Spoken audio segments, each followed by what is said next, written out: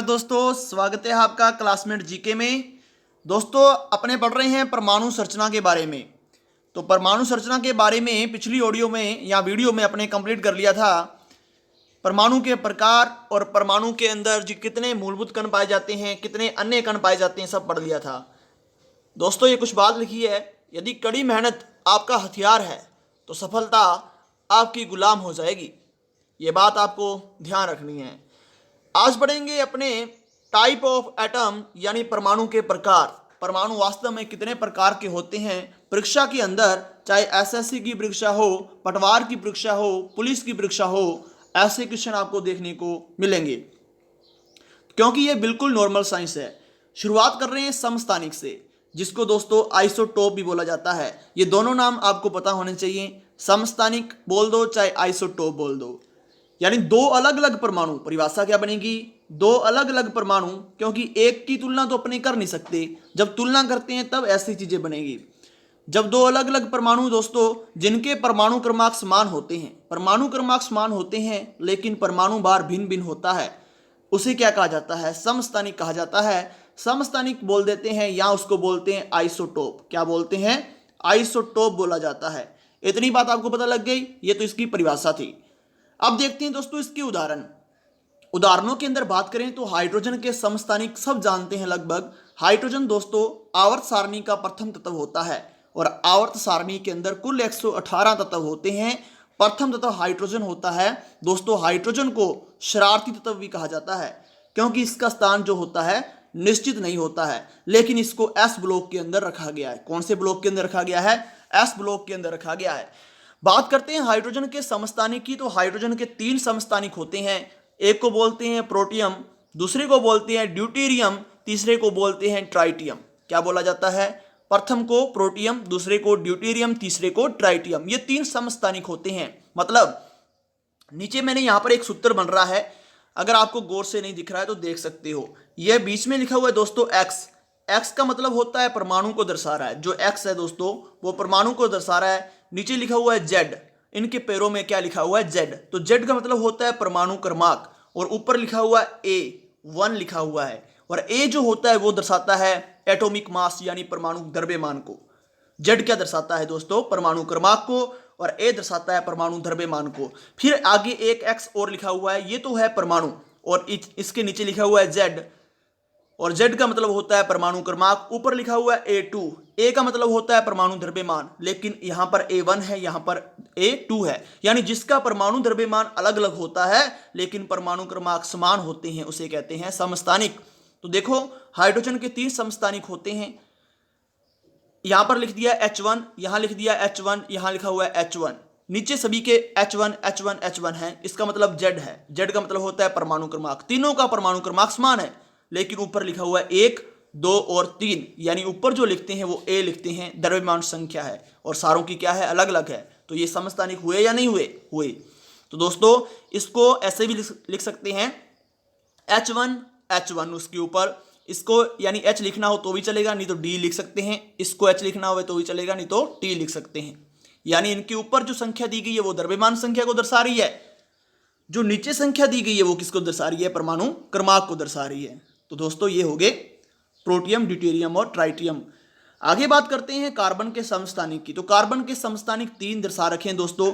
नीचे 6 लिखा हुआ है, मतलब यानी ये किसको दर्शा रहे हैं, जेड को दर्शा रहे हैं। और ऊपर क्या लिखा हुआ है, 12, 13 और 14, ये दर्शा रहे हैं ए को। यानी जेड का मतलब है परमाणु क्रमांक, ए का मतलब है परमाणु द्रव्यमान या द्रव्यमान संख्या। यानी जिनकी द्रव्यमान संख्या अलग अलग होती है और परमाणु क्रमांक समान होते हैं उन्हें कहते हैं समस्थानिक। तो कार्बन के समस्थानिक 3 है दोस्तों, याद रखें। नीचे इंपॉर्टेंट बात लिखी हुई है एक, उसको याद रखना है आपको, हमेशा पता होनी चाहिए आपको क्या बात है।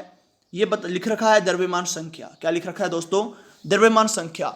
जब कभी भी हम किसी चीज की द्रव्यमान संख्या निकालते हैं तो प्रोटोनों और न्यूट्रॉनों का योग कर देते हैं। यानी परमाणु के अंदर प्रोटॉन भी पाए जाते हैं और न्यूट्रॉन भी पाए जाते हैं। ये पिछली वीडियो के अंदर अपने पढ़ा था दोस्तों। अपने देखा था कि जो परमाणु होता है उसका आकार ऐसा होता है, इसके बाहर क्या करते रहते हैं, ऐसे इलेक्ट्रॉन चक्कर लगाते रहते हैं।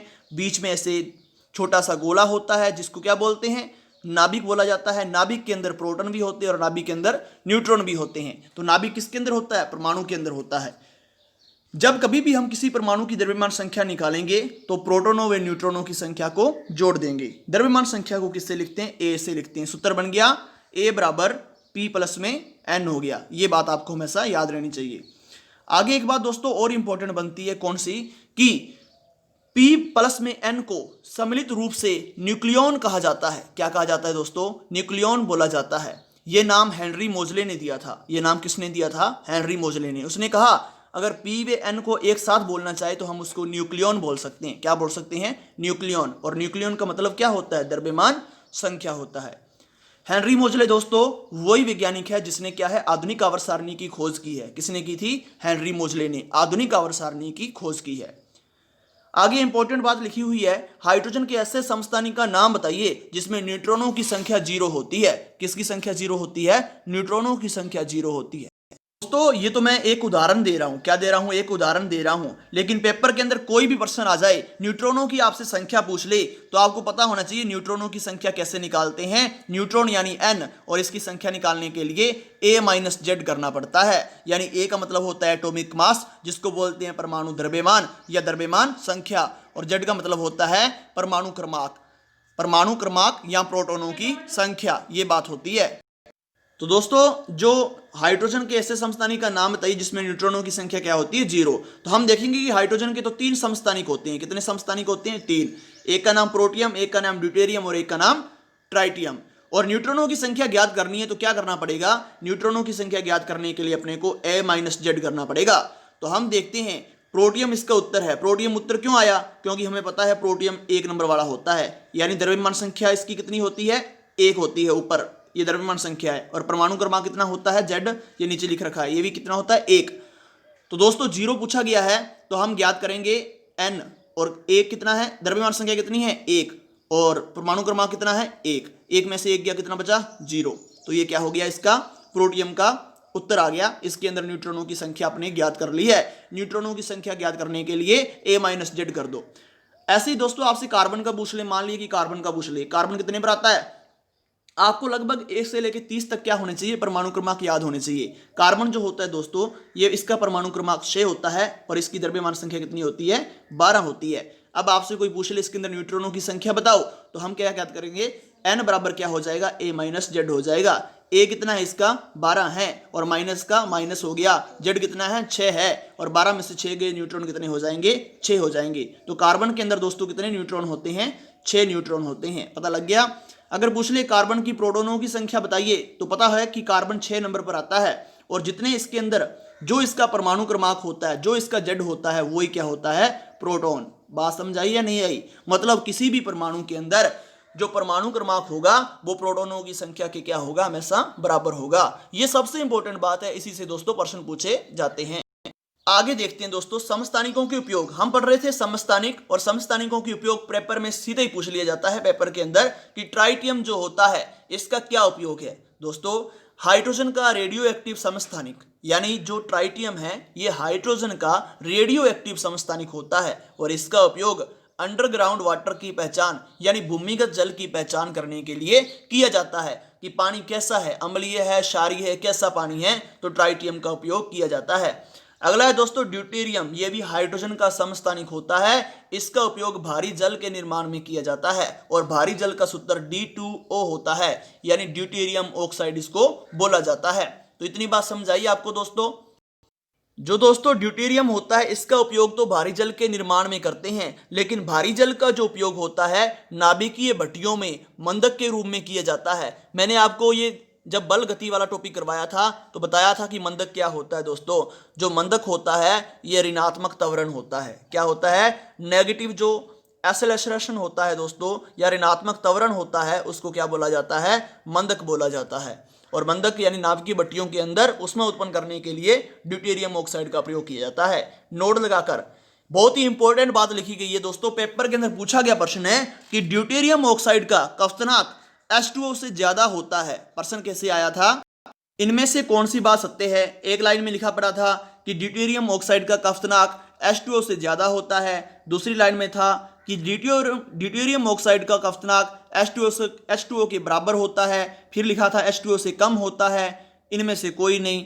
तो दोस्तों सही उत्तर क्या होगा, जो ड्यूटेरियम ऑक्साइड का कफ्तनाक होता है वो जल से क्या होता है, ज्यादा होता है। इतनी बात तो पूछ ली।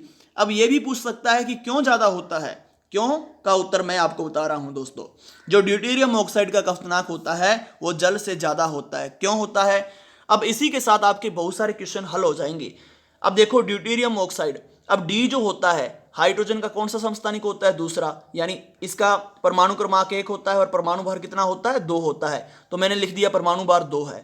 और ड्यूटेरियम ऑक्साइड कितने हैं, 1 का 2 है, नीचे लिखा पड़ा है D2, तो 2 का कितना होगा, 4 हो जाएगा। जो ऑक्सीजन होता है दोस्तों वो कितने नंबर पर आता है, वो 8 नंबर पर आता है। और जो ऑक्सीजन होता है इसका परमाणु भार कितना होता है, 16 होता है। इसका परमाणु भार ऑक्सीजन का 16 और ड्यूटेरियम का 1 का 2 होता है, लेकिन यहां पर है कितने, 2, तो 2 को 2 से गुणा कर दिया तो कितना हो गया, 20। ड्यूटेरियम ऑक्साइड का परमाणु भार कितना होता है, 20 होता है। ठीक है, यहां तक क्लियर हो गया होगा। अब जल देखते हैं। हाइड्रोजन दोस्तों जो होता है वो 1 नंबर पर आता है, इसका परमाणु भार भी 1.008 होता है, तो 1 ही माना जाता है।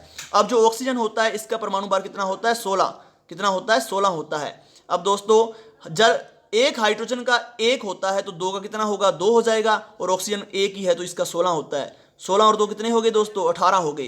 तो इसका परमाणु भार जल का कितना हो गया, 18, और इसका कितना हो गया, 20 हो गया।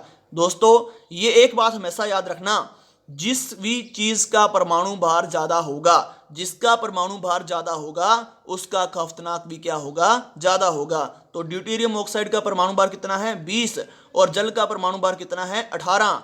तो दोनों में से परमाणु भार किसका ज्यादा है, ड्यूटेरियम ऑक्साइड का। तो कफ्तनाक भी ज्यादा किसका होगा, कफ्तनाक भी किसका ज्यादा होगा दोस्तों, ड्यूटेरियम ऑक्साइड का होगा। बात समझ आ गई होगी कि ड्यूटेरियम ऑक्साइड का कफ्तनाक जल से ज्यादा होता है। क्यों होता है, क्योंकि इसका परमाणु भार ज्यादा होता है, जल का परमाणु भार कम होता है। जिसका परमाणु भार कम होता है उसका कफ्तनाक भी कम होता है। कफ्तनाक का मतलब साधारण भाषा में उबलना होता है, यानी तापमान। कार्बन के समस्थानिक का उपयोग, अब बात करें कार्बन का जो समस्थानिक होता है उसका उपयोग जीवाश्म की आयु ज्ञात करने के लिए करते हैं दोस्तों। जीवाश्म क्या होते हैं, कई करोड़ साल पहले या लाखों करोड़ों साल पहले जीव जो जंतु थे वो क्या आया, तूफान आया, ज्वालामुखी फटे, और वो जीव जंतु क्या हुआ, भूकंप के कारण नीचे जमीन के दब गए, उनके ऊपर मिट्टी पड़ती गई, मिट्टी पड़ती गई, और आज हमें वो जीवाश्म हड्डियों के ढांचे के रूप में, शाप के रूप में प्राप्त हो रहे हैं। तो वो जीवाश्म है, यानी जो मिट्टी के नीचे दबे हुए जीव जंतु होते हैं उन्हें क्या कहते हैं, जीवाश्म कहा जाता है, फॉसिल कहा जाता है दोस्तों। और इनको ज्ञात करने की जो विधि होती है उसे कहते हैं कार्बन डेटिंग विधि। क्या, कौन सी विधि होती है दोस्तों, कार्बन डेटिंग विधि होती है, कार्बन अंकन भी कहा जाता है। और इस विधि का निर्माण या प्रयोग सबसे पहले किसने किया था, लिविंग ने किया था। किसने किया था, लिविंग ने किया था। बात क्या कर रहे हैं, कार्बन के समस्थानिक की, तो कार्बन के समस्थानिक का उपयोग जीवाश्म की आयु ज्ञात करने के लिए किया जाता है। आगे बात करते हैं दोस्तों सोडियम की। सोडियम को कैसे लिखते हैं, Na से लिखा जाता है, और ये लैटिन भाषा के नेट्रियम से लिया गया है। कौन से लिया गया है, नेट्रियम से लिया गया है, इसीलिए इसको Na लिखते हैं। नेट्रियम का मतलब सोडियम। ठीक दोस्तों, लैटिन भाषा के अंदर इसको बोलते हैं नेट्रियम, और लिखते हैं इसको Na से N बड़ा A छोटा सोडियम। और सोडियम का परमाणु क्रमांक होता है 11 और परमाणु भार कितना होता है, 24 होता है। ये बात आपको पता होनी चाहिए। तो सोडियम जो है दोस्तों ये इसका समस्थानिक का प्रयोग मानव शरीर में रक्त परिसंचरण की जांच करने में किया जाता है। रक्त परिसंचरण की जांच करने में किस समस्थानिक का प्रयोग करते हैं, सोडियम 24 का। आगे वाला जो है दोस्तों बहुत ही इंपॉर्टेंट है, आयोडीन 131। आयोडीन को लिखते हैं I से, और 131 इसका परमाणु भार है। ठीक दोस्तों, आयोडीन 131 का जो समस्थानिक होता है इसका प्रयोग गलगंड के उपचार में करते हैं, गेंगा रोग के उपचार में किया जाता है। आप सबको पता होगा कि जो गेंगा रोग होता है, गलगंड रोग होता है, वो किस हार्मोन की कमी से हो जाता है, थायरोक्सिन हार्मोन की कमी से होता है। और दोस्तों जो थायरोक्सिन हार्मोन होता है उसको थायराइड ग्रंथि बनाती है, और जो थायराइड ग्रंथि होती है दोस्तों वो कहाँ पाई जाती है, वो गले में पाई जाती है। और जो थायराइड ग्रंथि होती है वो थायरोक्सिन हार्मोन तभी बनाती है जब इसको क्या मिलता है, आयोडीन मिलता है। अगर आयोडीन नहीं मिलता है तो ग्रंथि फूल जाती है, जिसे हम कहते हैं गलगंड या गेंगा रोग कहा जाता है। परमाणु का दोस्तों पहला प्रकार कंप्लीट हो चुका है जिसको हम बोलते थे समस्थानिक। अब दूसरा प्रकार है समभारिक। समभारिक का मतलब क्या होता है दोस्तों, इसकी पहले तो अपने परिभाषा देखते हैं। क्या देखते हैं, परिभाषा। परिभाषा बोलती है कि उन तत्वों के परमाणु भार जिनका परमाणु भार समान जबकि परमाणु क्रमांक अलग अलग होता है, यानी ए अब की बार क्या हो जाएगा, दोनों का समान हो जाएगा, लेकिन परमाणु क्रमांक जो Z होगा वो क्या हो जाएगा, अलग अलग हो जाएगा। और दोस्तों दोनों परमाणु ही क्या होंगे, अलग अलग होंगे। यहाँ X है और यहाँ Y है, यानी मतलब अलग अलग परमाणुओं के अगर द्रव्यमान संख्या अलग अलग परमाणुओं की समान होती है और समान होती है, सही बात है, और परमाणु क्रमांक क्या होते हैं, अलग अलग होते हैं, उसे क्या बोला जाता है, समभारिक बोला जाता है। और दोस्तों परमाणु क्रमांक को Z से लिखते हैं, परमाणु भार को किससे लिखते हैं, A से लिखते हैं। और परमाणु भार को क्या बोला जाता है, द्रव्यमान संख्या भी बोल सकते हैं। पता लग गया इतनी बात। तो आगे देखते हैं दोस्तों, समभारिक कहते दोस्तों समभारिक का मतलब या इसका मतलब आइसोबार भी का बोला जाता है। जो समभारिक होता है इसको क्या बोलते हैं, आइसोबार भी बोलते हैं। और जो समस्थानिक होते हैं उसको आइसोटोप भी बोला जाता है। आगे उदाहरण दे रखा है दोस्तों पोटेशियम का और आर्गन का। जो पोटेशियम होता है इसका परमाणु क्रमांक 19 होता है और जो आर्गन होता है इसका परमाणु क्रमांक 18 होता है। लेकिन बात करें परमाणु भार की या द्रव्यमान संख्या की, दोस्तों जो पोटेशियम है इसकी द्रव्यमान संख्या 39 होती है, जो आर्गन है इसकी द्रव्यमान संख्या भी 39 होती है, यानी द्रव्यमान संख्या बराबर हो गई। और जिनकी द्रव्यमान संख्या बराबर होती है उसे क्या बोलते हैं, समभारिक बोला जाता है, या क्या बोलते हैं, आइसोबार बोलते हैं। और देख लो दोस्तों, दोनों अलग अलग परमाणु हैं, यहाँ पोटेशियम है, यहाँ क्या है, आर्गन है। तो अलग अलग परमाणु जिनके परमाणु क्रमांक अलग अलग होते हैं लेकिन द्रव्यमान संख्या यानी A बराबर होती है, उसे क्या बोला जाता है, समभारिक बोला जाता है। ये बात आपकी क्लियर हो चुकी होगी। इतना तो सबने सुना होगा दोस्तों, समस्थानिक समभारिक। अगला जो है ये इंपॉर्टेंट है, ये है सम न्यूट्रॉनिक। इसके बारे में लोग आपको कम ही बताते हैं। अब देखना, सम न्यूट्रॉनिक इसका मतलब क्या है, दो या दो से अधिक परमाणु जिसमें न्यूट्रॉनों की संख्या, सम न्यूट्रॉनिक, सम मैंने समान, न्यूट्रॉनिक मतलब न्यूट्रॉनों की संख्या समान होती है, उसे आइसोटोन बोलते हैं या उसको सम न्यूट्रॉनिक बोला जाता है। सीधी सी बात है, सम न्यूट्रॉनिक जिसके अंदर न्यूट्रॉनों की संख्या समान होती है, दो या दो से अधिक परमाणु होते हैं, उसे क्या बोला जाता है, आइसोटोन बोला जाता है। तो आगे देखते हैं इसके उदाहरण। अब यहाँ पर लिखा पड़ा है हाइड्रोजन और यहाँ लिखा पड़ा है हीलियम। पहली बात तो परमाणु क्या है, अलग अलग हैं, यहाँ से क्लियर हो गया। फिर नीचे लिखा पड़ा है 1 और फिर आगे लिखा पड़ा है 2, यानी जो नीचे वाली संख्या होती है वो बताती है Z को, Z का मतलब होता है परमाणु क्रमांक, और जो ऊपर वाली संख्या होती है वो बताती है A को, A का मतलब होता है द्रव्यमान संख्या। अब अपने को ज्ञात करना है, देख के पता नहीं चलेगा, सीधा पता नहीं चलेगा, देखना है कि इसके अंदर न्यूट्रॉनों की संख्या समान है या अलग अलग है। मैंने आपको जब पहले बताया था तो ये क्लियर कर दिया था कि जो न्यूट्रॉन होते हैं दोस्तों, न्यूट्रॉनों की संख्या ज्ञात करनी हो तो अपने को A-Z करना पड़ता है। क्या करना पड़ता है, A-Z। A का मतलब होता है द्रव्यमान संख्या, Z का मतलब होता है परमाणु क्रमांक। अब बात करते हैं हाइड्रोजन की। यहां दे रखा है कि हाइड्रोजन 1 और 3, यानी ऊपर क्या मान है, जो द्रव्यमान संख्या क्या है, नीचे का मान किसका है, परमाणु क्रमांक का है। तो न्यूट्रॉनों की संख्या हाइड्रोजन में देखते हैं, A-Z कर दो, A कितना है 3 और Z कितना है 1, तो 3 में से 1 गए, बचे कितने, 2। न्यूट्रॉनों की संख्या कितनी आ गई, 2। हीलियम में न्यूट्रॉनों की संख्या ज्ञात करने के लिए वही काम करेंगे, A-Z करेंगे। A 4 है और जो Z है वो कितना है, 2 है। 4 में से 2 गए, कितने बचे, 2। इसके अंदर भी न्यूट्रॉनों की संख्या कितनी आ गई, 2 आ गई, तो सेम है, तो बिल्कुल सेम है, तो इसे बोलेंगे हम सम न्यूट्रॉनिक या बोलेंगे आइसोटोन। पूछ लिया जाता है हाइड्रोजन और हीलियम जिनके परमाणु भार 3 और 4 ऐसे दे देगा, आपको पूछेगा कि न्यूट्रॉनों की संख्या होगी, आप बता देना ये होगी, तो पता लग जाएगा दोस्तों, पता लगाना पड़ेगा। अगली बात है जो इंपॉर्टेंट है दोस्तों, आइसोस्टर्स।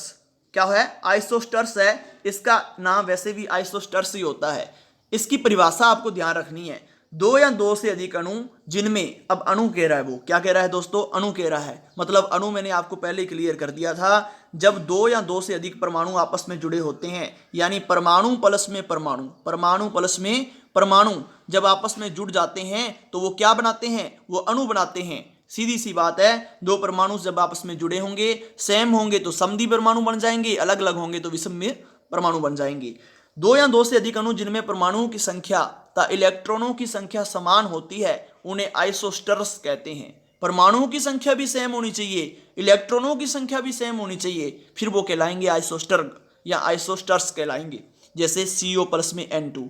दोस्तों आपको पता लगना चाहिए देखते ही कि CO लिखा पड़ा है, एक तो C ऐसे और छोटा O लग गया, ये तो एक ही परमाणु होता है, इसका मतलब होता है कोबाल्ट। क्या मतलब होता है इसका, कोबाल्ट।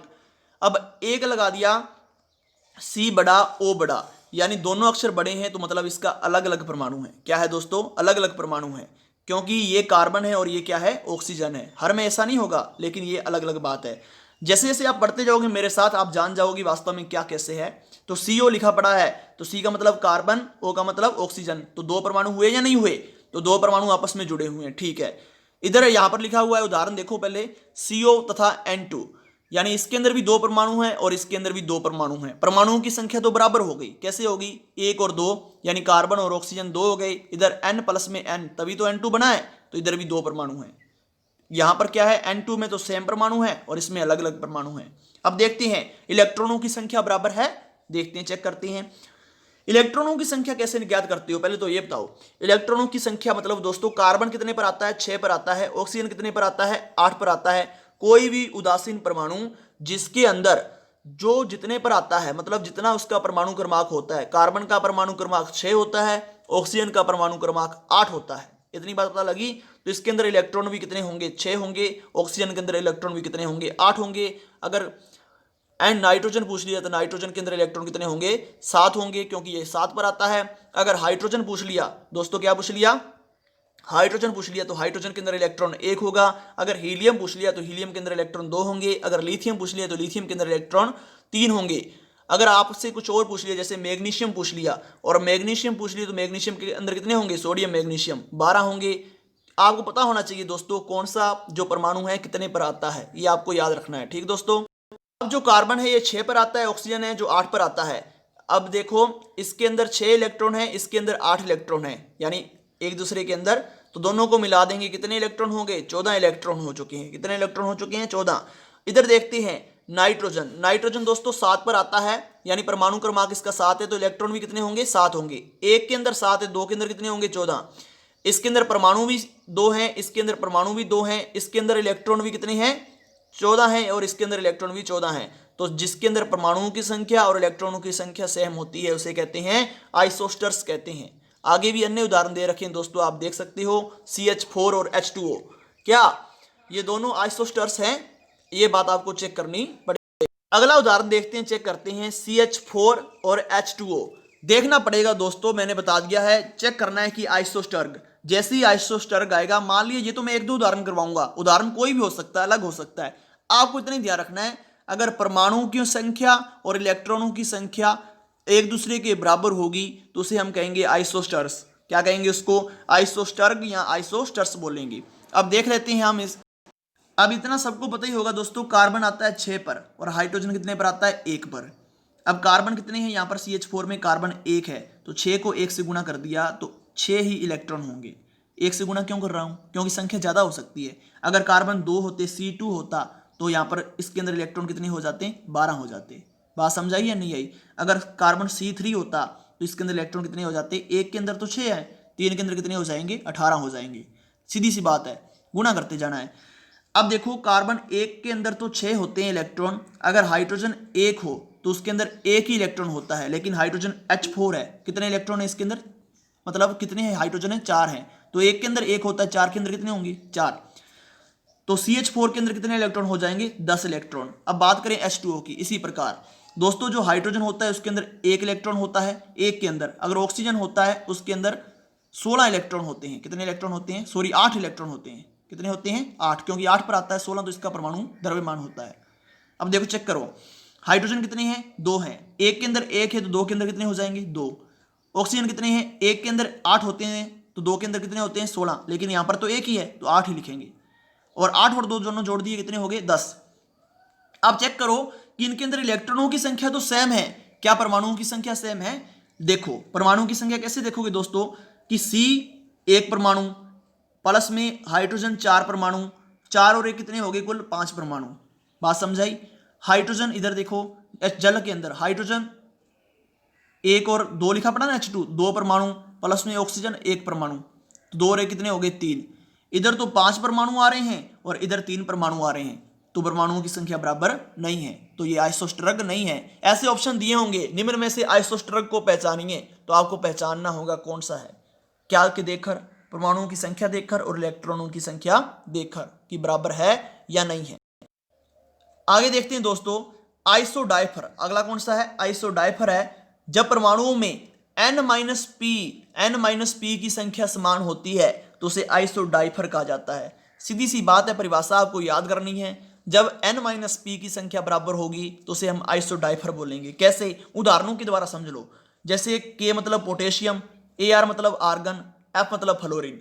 यहां पर दिया हुआ है पोटेशियम का परमाणु क्रमांक 19 है, आर्गन का परमाणु क्रमांक 18 है, फ्लोरीन का परमाणु क्रमांक 9 है।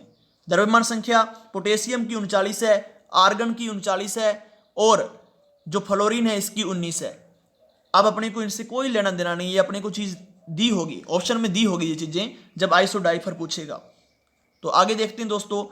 अब हमें चेक करना है, यानी जब पूछेगा कि आइसोडाइफर ज्ञात करो तो सूत्र दिमाग में आना चाहिए कि n-p की संख्या बराबर हो। सबसे पहले p तो मतलब सीधी सी बात है, अगर कार्बन का p पूछे, कार्बन 6 पर आता है, इसका p कितना होता है? 6 होता है। अगर ऑक्सीजन का p पूछे, ऑक्सीजन 8 पर आता है, इसका p भी कितना होता है? 8 होता है। अगर आपसे सोडियम का p पूछे तो सोडियम कितने पर? 11 पर आता है, इसका p भी कितना होगा? 11। कहने का मतलब है जो जितने पर आता है, जो जिसका परमाणु क्रमांक होता है उसके अंदर उतने ही क्या होते हैं? प्रोटॉन होते हैं। ये p तो कंप्लीट हो गया, ये तो ज्ञात करने की आवश्यकता नहीं है। अब n, जब n ज्ञात करना होता है तो हमें हमेशा याद रखना है कि a-z, ये सूत्र दिया पड़ा है, a-z करना पड़ता है। ये मैं पीछे बता चुका हूं। यानी a मतलब द्रव्यमान संख्या, z मतलब परमाणु क्रमांक, तो a-z कर दोगे तो n ज्ञात हो जाएगा। सबसे पहले तो n चेक करो। अब देखो 39 में से 19 गए, a-z कर रहा हूं तो कितने बचेंगे? 39 में से 19 गए तो 20 बचेंगे। अगर 39 में से 18 गए तो कितने बचेंगे? 21 बचेंगे। अगर 19 में से 9 गए तो कितने बचेंगे? 10 बचेंगे। बात समझाई या नहीं आई? आगे होगी मुझे हिसाब से, ठीक है। इसके अंदर न्यूट्रॉनों की संख्या 20, इसके अंदर 21, इसके अंदर 10। पी की संख्या ज्ञात करने की आवश्यकता है क्या? नहीं है। 19 पर आता है तो 19p, 18 पर आता है तो 18p और 9 पर आता है तो 9p।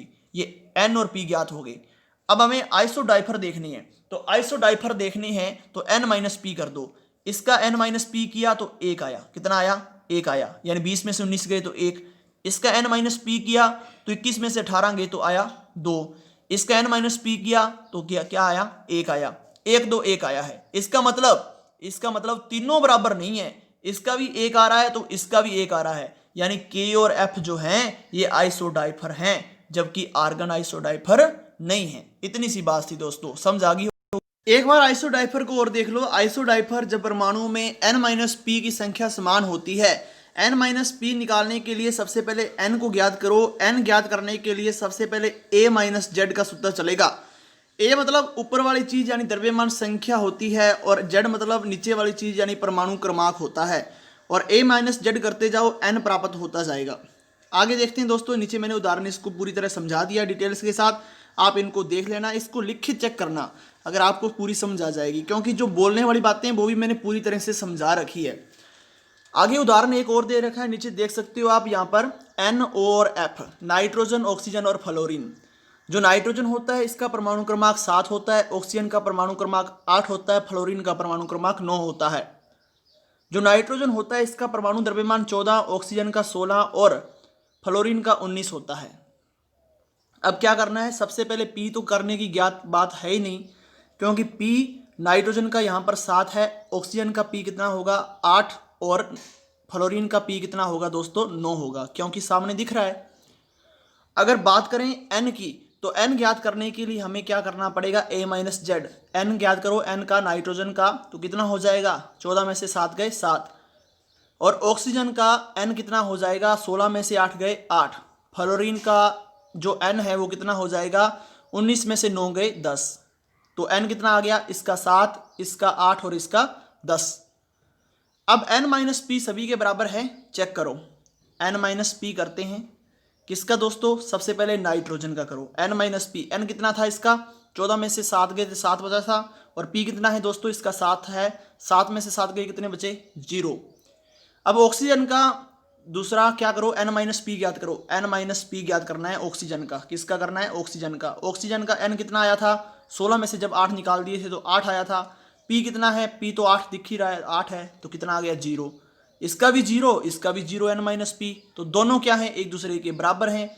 तीसरे का क्या निकाला था अपने? n-p ज्ञात करो। n-p किसका? फ्लोरीन का n-p ज्ञात करते हैं। n कितना आया था?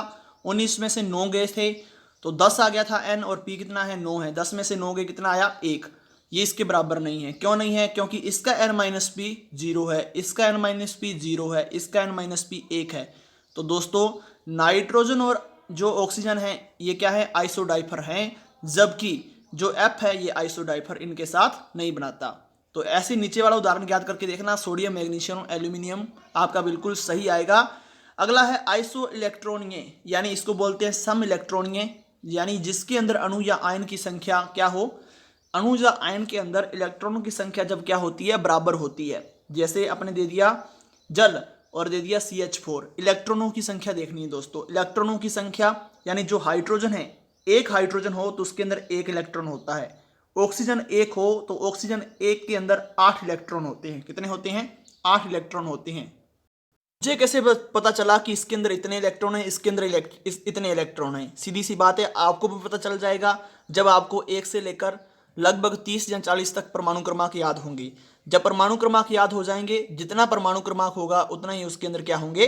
इलेक्ट्रॉन होंगे। दोस्तों इतनी सी बात है, कोई बड़ी बात है नहीं। अब जल देखते हैं। जल H2O इसका सूत्र होता है। हाइड्रोजन एक के अंदर एक इलेक्ट्रॉन होते हैं तो दो के अंदर कितने होंगे? 2। ऑक्सीजन एक के अंदर कितने इलेक्ट्रॉन होते हैं? 8। 8 और 2 दोनों को जोड़ दिया, कितना आ गया? 10 इलेक्ट्रॉन। CH4 कार्बन एक के अंदर 6 इलेक्ट्रॉन होते हैं तो 6 लिख दिया। हाइड्रोजन एक के अंदर 1 इलेक्ट्रॉन होते हैं तो 4 के अंदर कितने होंगे? 4 होंगे। 6 और 4 जोड़ दिए, कितना आ गया? 10। बस इलेक्ट्रॉनों की संख्या देखनी है, 10 इसके अंदर है और 10 क्या है? इसके अंदर है। जब इलेक्ट्रॉनों की संख्या बराबर होगी तो उसे कहेंगे आइसो इलेक्ट्रॉनीय। इसी प्रकार आगे दिए हुए हैं दोस्तों आयन दिए हुए हैं। सोडियम, जो सोडियम होता है कितने पर आता है? 11 पर आता है। इसका परमाणु क्रमांक 11 होता है, लेकिन जब इसके ऊपर एक प्लस लगा हुआ है, मतलब जब किसी के ऊपर प्लस लग जाता है तो उसमें से इलेक्ट्रॉन निकल जाता है। अगर एक प्लस लगा हुआ है, आता तो 11 पर है, प्लस 1 लग गया तो 1 इलेक्ट्रॉन निकाल दो, कितने इलेक्ट्रॉन है? 10 इलेक्ट्रॉन है। बात समझाई? अगर यहाँ पर मैं 2 प्लस लगा देता, सोडियम 2 प्लस, सोडियम आता कितने पर है? 11 पर है। 11 में से 2 के कितने बचते? 9 इलेक्ट्रॉन। अगर मैं यहाँ पर 3 प्लस लगा देता, सोडियम Na3 प्लस, ऐसे लिख देता, पूछता कि इसके अंदर कितने इलेक्ट्रॉन है, मुझे पता है कि सोडियम 11 पर आता है और 11 में से 3 निकाल देता, कितने बचते? 11, 10, 9, 8 बच जाते। सीधी सी बात है, समझाई या नहीं आई? यानी जिसके ऊपर प्लस लगा होगा उसमें से इलेक्ट्रॉन निकल जाएंगे। अब मैग्नीशियम, सीधा मैग्नीशियम हो अगर ऐसे पूछा जाए तो 12 पर आता है, यानी इसके अंदर 12 इलेक्ट्रॉन होते हैं, लेकिन इसके ऊपर +2 लगा हुआ है। इसका मतलब क्या है? इसमें से 2 इलेक्ट्रॉन निकल चुके हैं। 12 में से 2 के कितने बचे? 10। अब जो एल्यूमिनियम होता है दोस्तों, ये क्या होता है? 13 पर आता है और +3 लगा हुआ तो 3 इलेक्ट्रॉन निकल चुके हैं। कितने हो गए? 10। तो सभी के अंदर 10 10 10 इलेक्ट्रॉन हैं, तो ये क्या है? सम इलेक्ट्रॉनीय हैं। सीधी सी बात है। अगर क्या बात करते हैं अपने मैग्नीशियम, मैग्नीशियम लगाकर मैं यहाँ पर क्या लिख देता? माइनस, ऊपर माइनस लिख देता। दोस्तों जब किसी के ऊपर माइनस लगा होता है, तो मैग्नीशियम की बात करूं तो मैग्नीशियम 12 पर आता है। सीधी सी बात है, जब इसके ऊपर माइनस लग गया तो इसके अंदर 1 इलेक्ट्रॉन जुड़ जाएगा, तो यानी इसके अंदर इलेक्ट्रॉनों की संख्या कितनी हो जाएगी? 13। जब किसी के ऊपर प्लस लगा होता है तो इलेक्ट्रॉन निकाल दो, जब किसी के ऊपर माइनस लगा होता है तो उसके अंदर इलेक्ट्रॉन जोड़ दो। इतनी सी बात है दोस्तों। एक सम इलेक्ट्रॉनिक श्रेणी में बाएं से दाएं चलने पर परमाणु क्रमांक से परमाणु क्रमांक घटता है। ठीक है, ये याद रखना है। आगे है परमाणु मॉडल। क्या है आगे? परमाणु मॉडल है दोस्तों। परमाणु प्रतिरूप है। परमाणु को समझाने के लिए अलग अलग वैज्ञानिकों ने अपने विचार दिए कि परमाणु ऐसा होता है, परमाणु ऐसा होता है, वही क्या कहलाते हैं? परमाणु मॉडल कहलाते हैं। परमाणु का दोस्तों आकार 10⁻⁻10 मीटर माना जाता है, और जबकि नाभिक का आकार 10⁻⁻15 मीटर होता है। बड़ा कौन हुआ? बड़ा हुआ परमाणु, क्योंकि माइनस में मान है ना, माइनस में 15 है तो बिल्कुल छोटा होता है दोस्तों। कौन? नाभिक। बात करें दोस्तों थॉमसन का परमाणु मॉडल सबसे पहले दिया गया 1898 में। इस प्रतिरूप को दोस्तों प्लम पुडिंग मॉडल और तरबूज मॉडल भी कहा जाता है। इस मॉडल के अनुसार परमाणु एक धनावेशित गोला होता है दोस्तों, जिसमें ऋणावेशित कण बिखरे रहते हैं। दोस्तों इसको तरबूज मॉडल भी कहते हैं, क्योंकि आपने देखा होगा लगभग तरबूज क्या होता है? गोल होता है, उसके अंदर बीज होते हैं ना दोस्तों भरे हुए, और खाने वाला भाग होता है। जो खाने वाला भाग होता है वो धनावेशित भाग होता है, जो बीज होते हैं वो इलेक्ट्रॉन की तरह काम करते हैं। क्यों? क्योंकि परमाणु में क्या होता है? गोल होता है, इसके अंदर भी इलेक्ट्रॉन ऐसे फैले रहते हैं, और तरबूज के अंदर बीज फैले रहते हैं तो इसके अंदर इलेक्ट्रॉन फैले रहते हैं, तो बराबर बात होगी ना। इसको थॉमसन का परमाणु मॉडल बोला जाता है। और रदरफोर्ड का परमाणु मॉडल दोस्तों जो था, ये रदरफोर्ड भी उनके साथियों गिगर व मार्शडेन ने, किसने? गिगर व मार्शडेन ने 1911 में दिया था दोस्तों। सबसे पहले रदरफोर्ड ने क्या किया?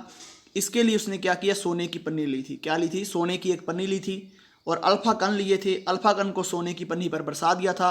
बहुत सारे अल्फा कण सीधे सोने की पन्नी के अंदर से गुजर गए थे। केवल एक कण ऐसा था जो वापस लौट कर आया था। 180 डिग्री का उसने कोण बनाया था। तो रदरफोर्ड ने पा लिया कि परमाणु जो होता है, अगर इसके अंदर से सारे कण ऐसे गुजरते जा रहे हैं तो मतलब परमाणु का अधिकांश भाग क्या होता है, खोखला होता है, यानी कोई विरोध करने वाली चीज़ है नहीं।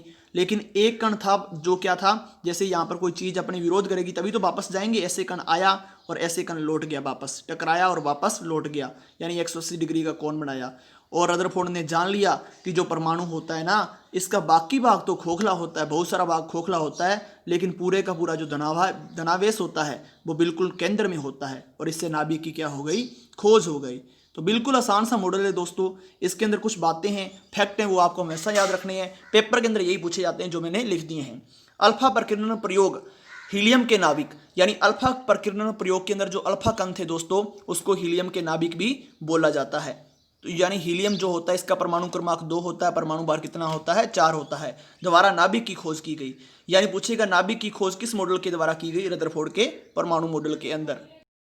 और जो रदरफोर्ड का परमाणु मॉडल था, प्रश्न पूछेगा कि किस पर किया गया था, किस धातु पर किया गया था, सोने की धातु पर, सोने की पन्नी पर। और सोने की पन्नी का आकार क्या था ये पूछेगा, 100 नैनोमीटर था। यहाँ पूछेगा 10⁻⁻7 मीटर था। यहाँ क्या हो सकता है, 2.1 × 10⁻⁻7 मीटर हो सकता है दोस्तों। इतनी सी बात दोस्तों। उसने जो रदरफोर्ड ने सोने की पन्नी ली थी, उसके चारों तरफ ऐसे एक वर्ताकार क्या लगा दिया था, पर्दा लगा दिया था। क्यों लगा दिया था, ताकि जो कण है इसमें से जो वो गुजारे थे अल्फा कण, वो इन पर्दे से टकराए और अपने को क्या पता चल जाए, कणों की दिशा पता चल जाए, इसलिए वर्ताकार पर्दा लगाया हुआ था।